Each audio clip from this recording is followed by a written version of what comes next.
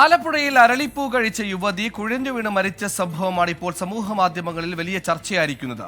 ഇത് സ്ഥിരീകരിക്കുന്ന പ്രാഥമിക വിവരങ്ങളാണ് പോലീസിനും ലഭിച്ചത്. അരളിപ്പൂവ് കഴിച്ചതിനെ തുടർന്നാവും യുവതിക്ക് ഹൃദയസ്തംഭനം ഉണ്ടായതെന്ന നിഗമനത്തിലാണ് പോലീസ് ഉള്ളത്. ആന്തരിക അവയവങ്ങൾ ശാസ്ത്രീയ പരിശോധനയ്ക്ക് അയച്ചിരിക്കുകയാണ് വ്യക്തത വരുത്താൻ.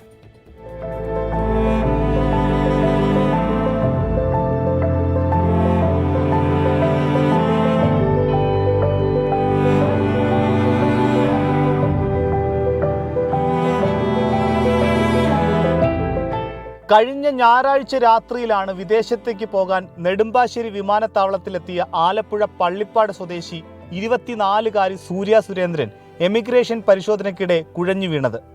ഉടനെ അങ്കമാലിയിലെ സ്വകാര്യ ആശുപത്രിയിലും പിന്നാലെ പരുമലയിലെ ആശുപത്രിയിലും എത്തിച്ചെങ്കിലും തിങ്കളാഴ്ച രാവിലെ മരിച്ചു.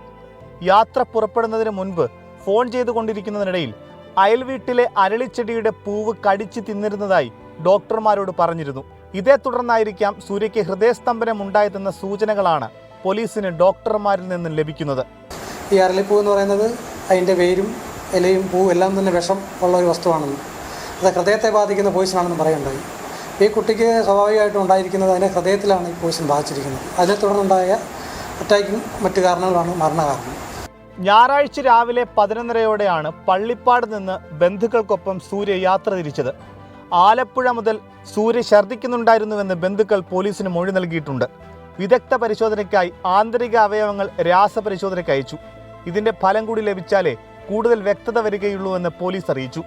BSc നഴ്സിംഗ് പൂർത്തിയാക്കിയ സൂര്യ ഏറെ പരിശ്രമിച്ചാണ് UK പോകുന്നതിനുള്ള വിസ തരപ്പെടുത്തിയത്. ആഗ്രഹിച്ച ജോലി തേടിയുള്ള യാത്രക്കിടെയായിരുന്നു അന്ത്യം. 24 ആലപ്പുഴ.